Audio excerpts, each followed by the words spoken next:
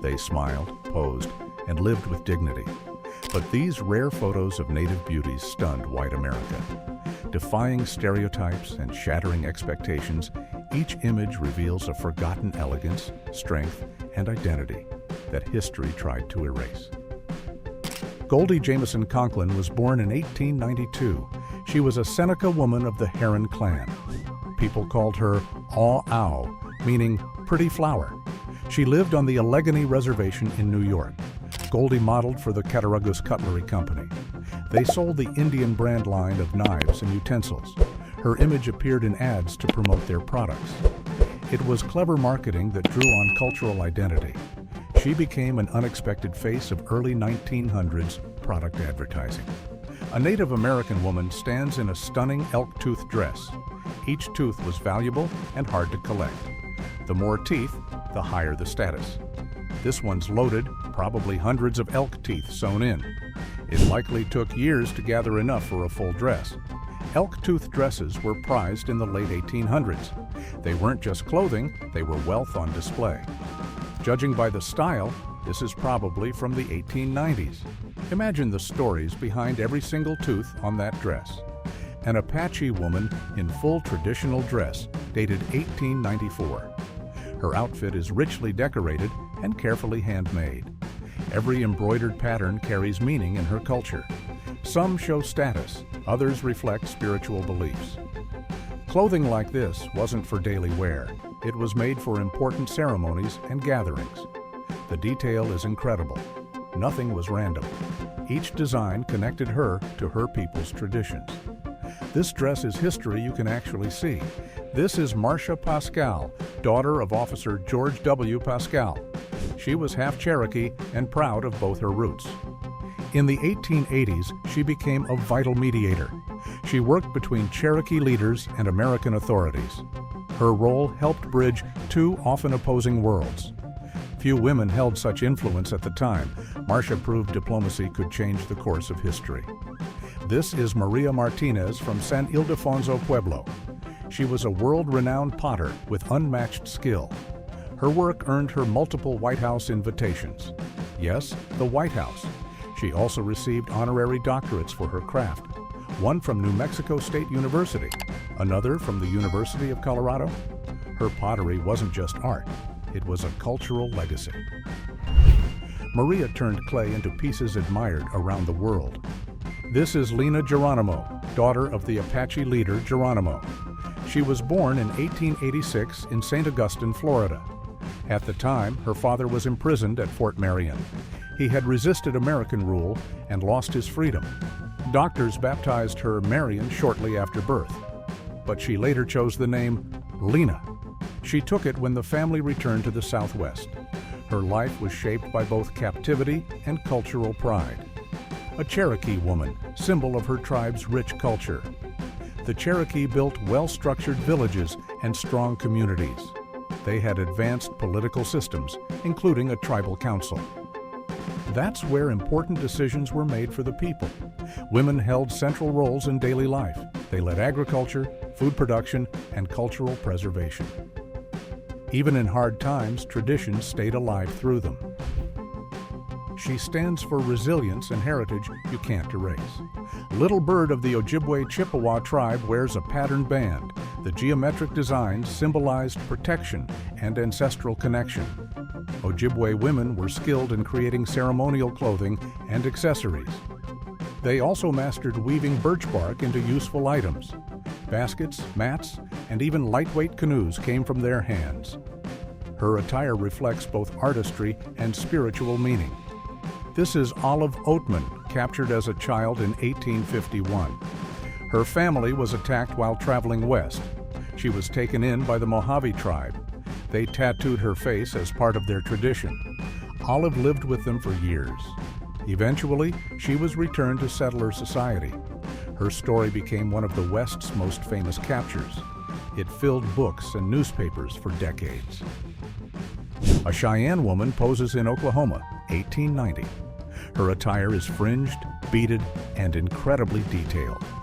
Cheyenne women were skilled creators of clothing and accessories. They used beads, fabrics, and leather with precision. But their role went beyond just making garments. They organized intertribal gatherings for trade and exchange. Beads, fabrics, and handmade goods were shared at these events. A Spokane tribe member, photographed in Washington around 1897. The Spokane called themselves the people of the Great River. They lived along the Spokane River for over 9,000 years. Tribal women were skilled at fishing and food preparation. They used handmade nets to catch salmon in the river. Afterward, they cleaned and prepared the fish for drying. This method preserved food for the long, harsh winters. Every step showed knowledge passed down through generations. Her presence here reflects tradition, resilience, and deep river connection. A Native American woman stands in adorned leather attire. She's holding a rifle with steady confidence. In the Old West, adaptability was key for survival.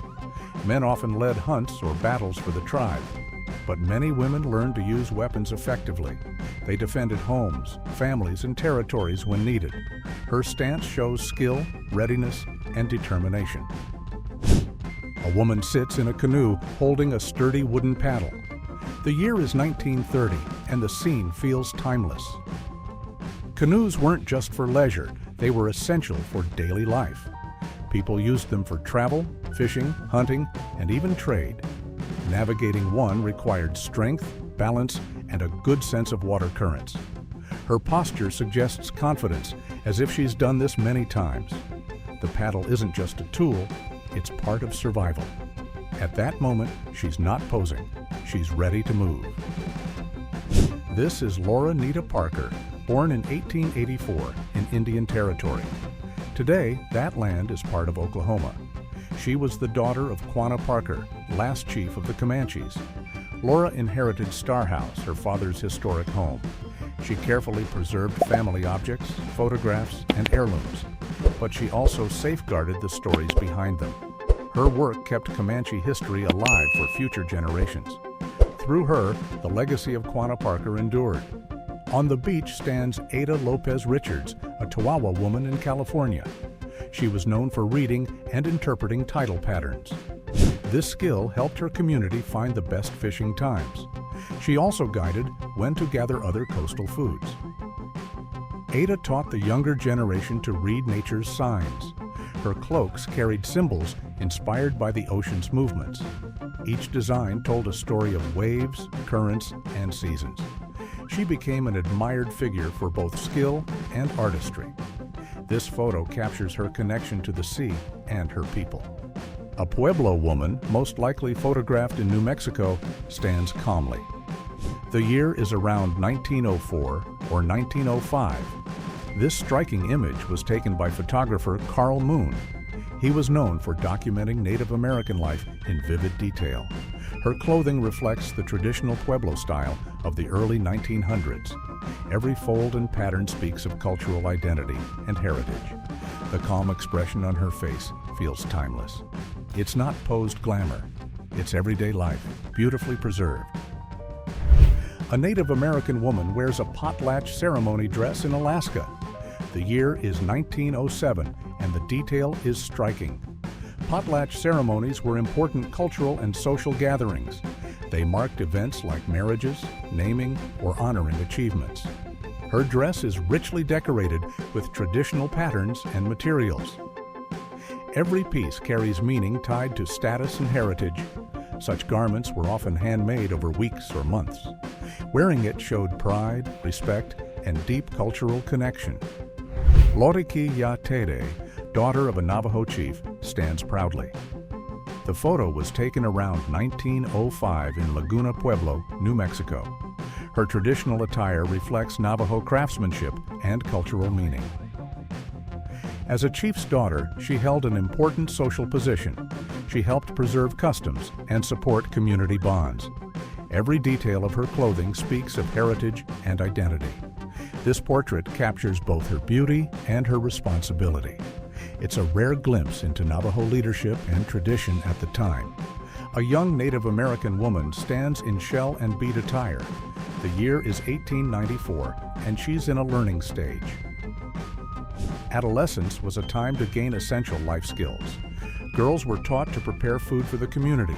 They learned to make clothing from hides and fabrics. Training also included helping maintain tribal organization and harmony. Every lesson prepared them for adult responsibilities. Her attire reflects both cultural pride and this important transition. Isabel Perico and Jotty were daughters of Chiricahua Apache leader Perico. Isabel was born in 1886 at Fort Sill, Oklahoma. At the time, the Chiricahua were being held as prisoners. Even in captivity, she was known for her courage. She helped organize daily tasks in the prisoner community. Her efforts kept people working together despite harsh conditions. Isabel played a key role in maintaining unity and morale. This photo reflects resilience and leadership under unimaginable circumstances. Lily Mae Smith was photographed in 1888. She was the daughter of Nimrod Jarrett Smith. He led the Eastern Cherokee Nation from 1880 to 1891. Her father pushed for schools teaching English and Cherokee. This helped preserve language and cultural identity. Lily's portrait reflects pride in both heritage and progress. It's a glimpse into a family shaping Cherokee history. Through education, they work to protect tradition while adapting to change. This is Lozan, a legendary Apache warrior. She was feared and respected for her combat skills, but she had a unique gift beyond fighting. By raising her hands to the sky, she sensed enemies.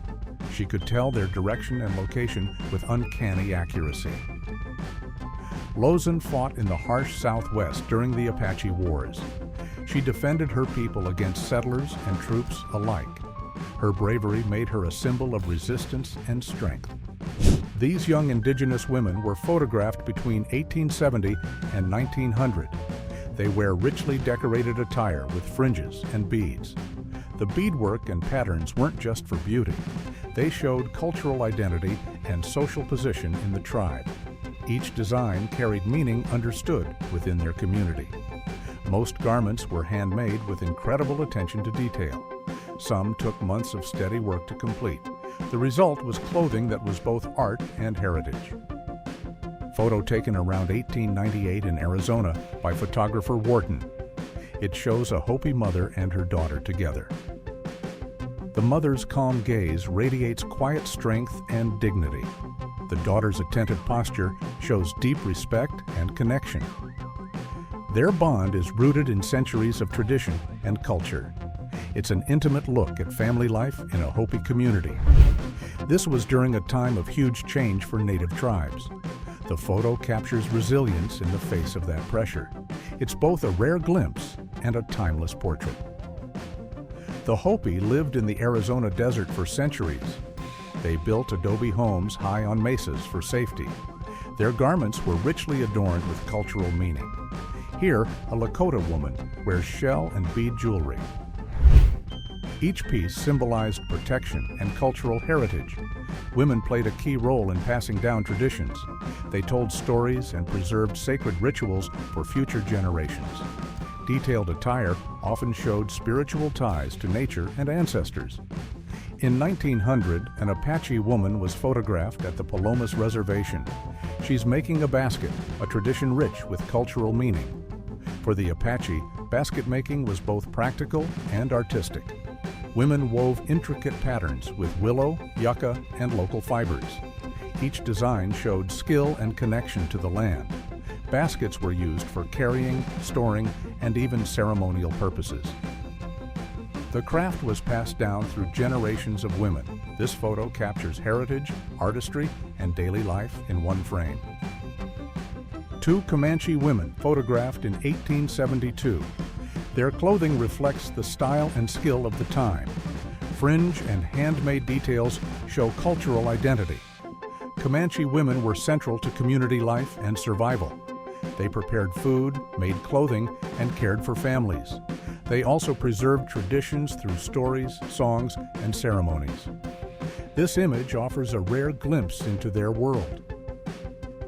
Two Crow women sit and stand among tall grasses and bushes. The photo may include Victoria Big Shoulder. Both wear dresses decorated with valuable elk teeth. They also have necklaces and bracelets as part of their attire. One woman ties a scarf around her waist. The kneeling woman holds an infant on her knees. The baby wears a small fabric jacket and an earring. Every detail reflects Crow craftsmanship and cultural pride. Bud Lake identified the photographer as Father Prando. It's a snapshot of family, tradition, and everyday life.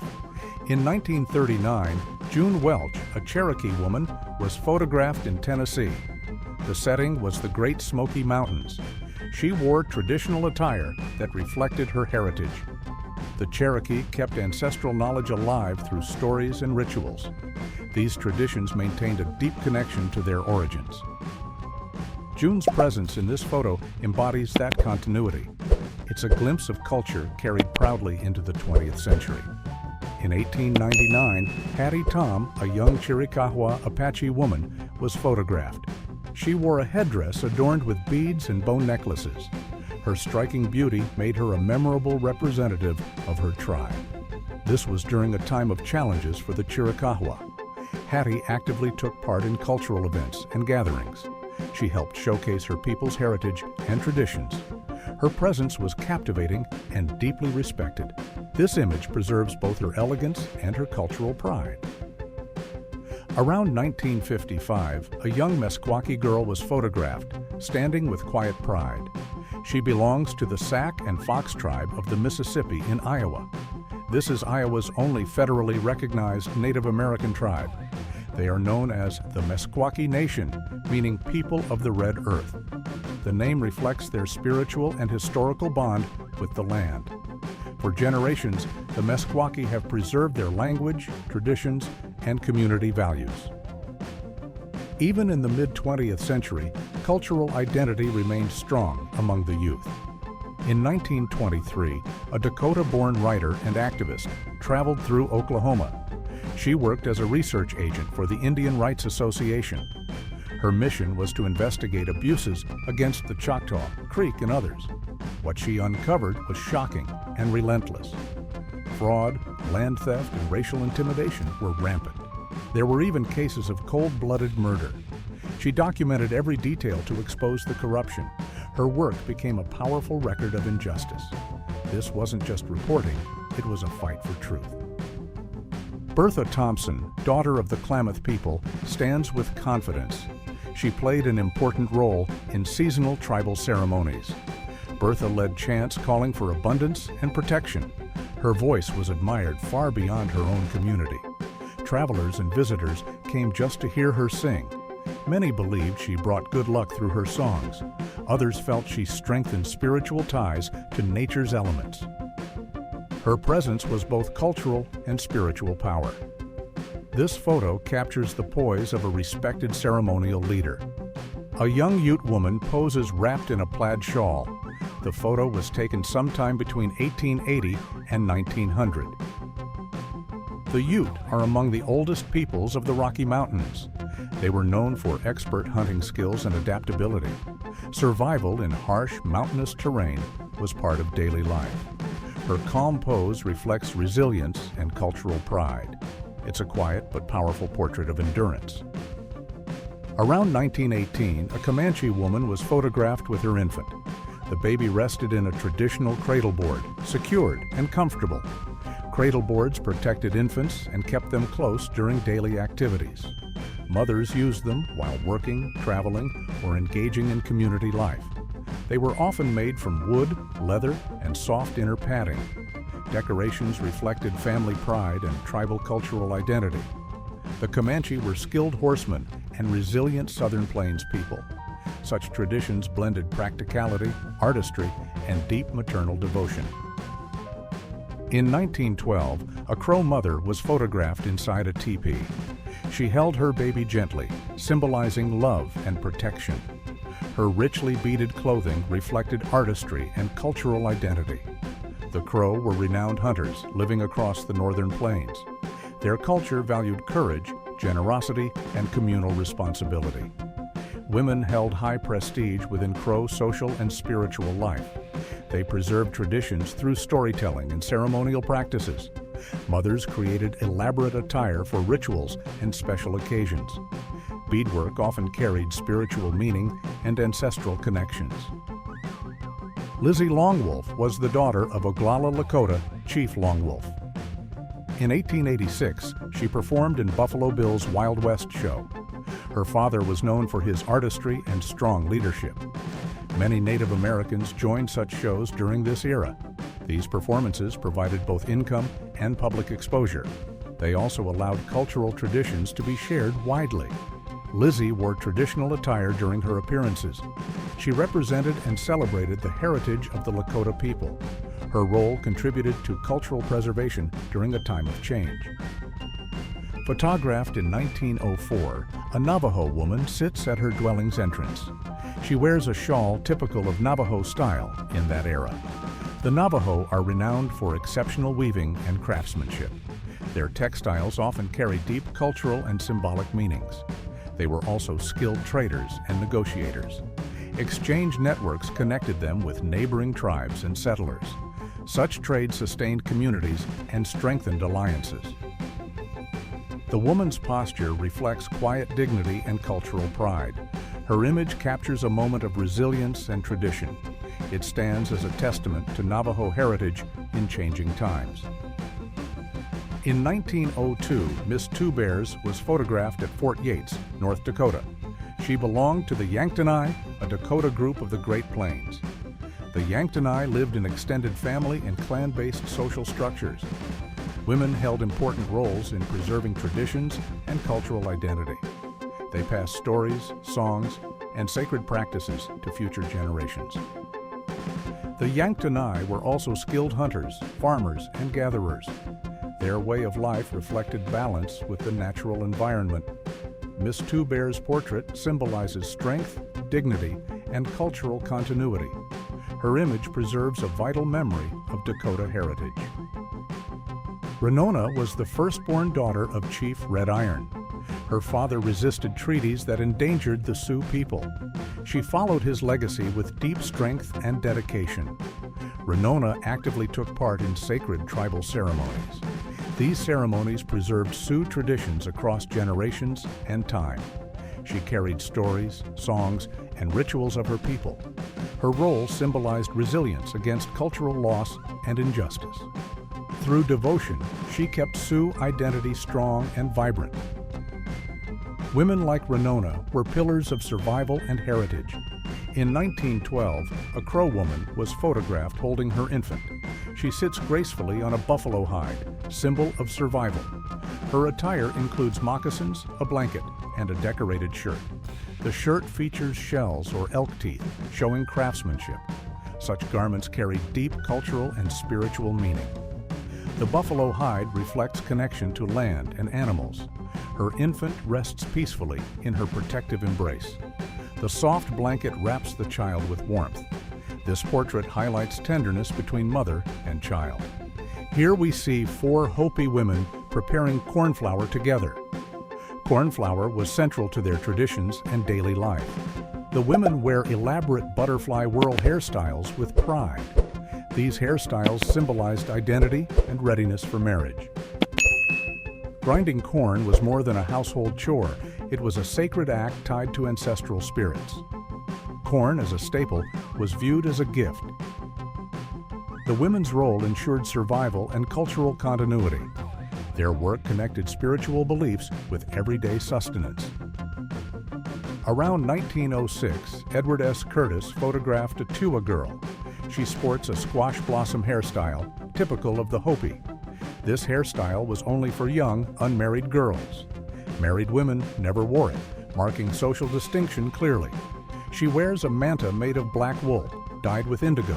The garment is adorned with green and red embroidery. These designs were typical of Pueblo peoples at that time.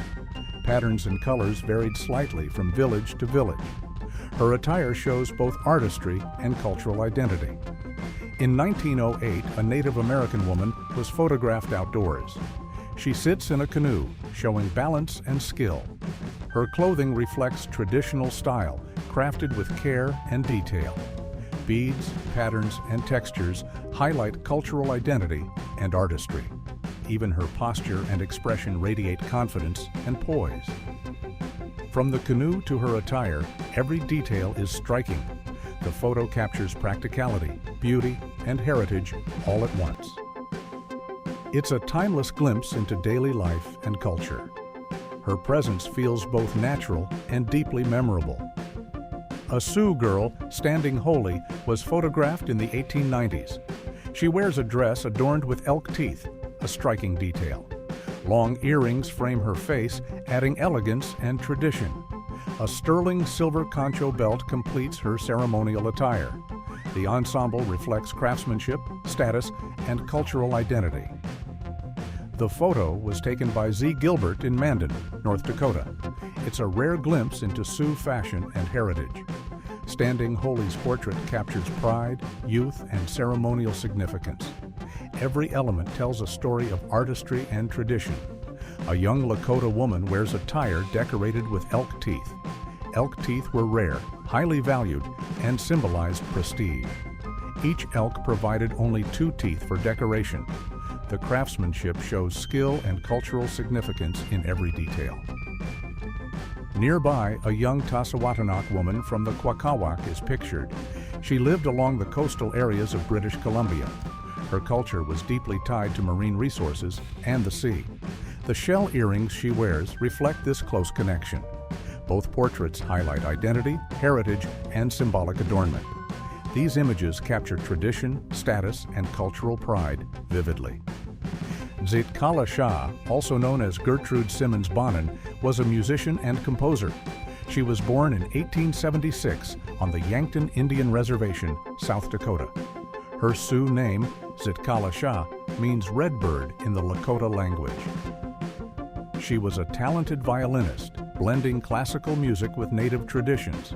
Her compositions reflected both cultural heritage and personal expression. Zitkala Shah also became an activist and writer for native rights. Her work preserved Sioux stories, language, and music for future generations.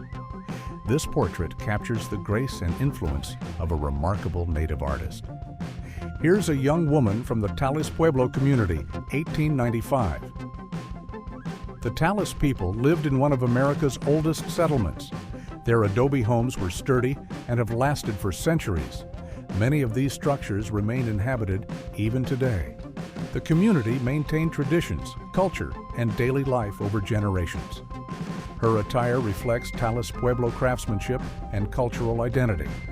This photo captures both youth and the enduring heritage of her people. It's a glimpse into a centuries-old way of life, still alive. A group of Acoma women descend rocky terrain carrying ceramic pots. They belong to a village called Sky City, atop a mesa. Sky City is one of the oldest continuously inhabited communities in America. The pots likely hold water, food, or ceremonial items. Women played key roles in daily life and village survival. Their careful steps show skill navigating steep, rugged terrain. The photo highlights both tradition and the endurance of community life. It's a glimpse into culture, responsibility, and centuries-old practices. Anna Kashkash belonged to the Kalis tribe in Oregon and Washington. She wears a precisely woven fiber hat, symbolizing status and identity. The Kalis were skilled horse riders and expert diplomats. Hats and other items were often used in trade and exchange. These exchanges strengthened alliances and secured vital community resources. Tools, food, and other necessities were shared through these networks. Her attire reflects both artistry and social significance within her tribe. This portrait captures tradition, skill, and the importance of diplomacy. It's a glimpse into the daily life and culture of the Kalis people. In 1906, a young Tiwa woman was photographed by Edward Curtis. Her hairstyle, the hair whirl, signaled that she was single. This was a tradition among Pueblo women, marking marital status. The Tewa are part of the Pueblo peoples of the Southwest. They are known for refined pottery and intricate spiritual ceremonies. Her pose and attire reflect both beauty and cultural identity. Portraits like this preserved visual records of Pueblo traditions. It's a glimpse into youth, artistry, and heritage in 1906. Lucy, a young Papago woman, poses with a basket on her head. Balancing baskets was an essential skill for carrying food and grains. Her people are now known as the Tohono O'odham. They lived in the harsh Arizona desert for generations. The tribe developed advanced techniques for water harvesting and farming. Their methods allowed crops to thrive in dry conditions. Lucy's pose shows balance, skill, and cultural tradition. The photograph captures both daily life and ingenuity of her people.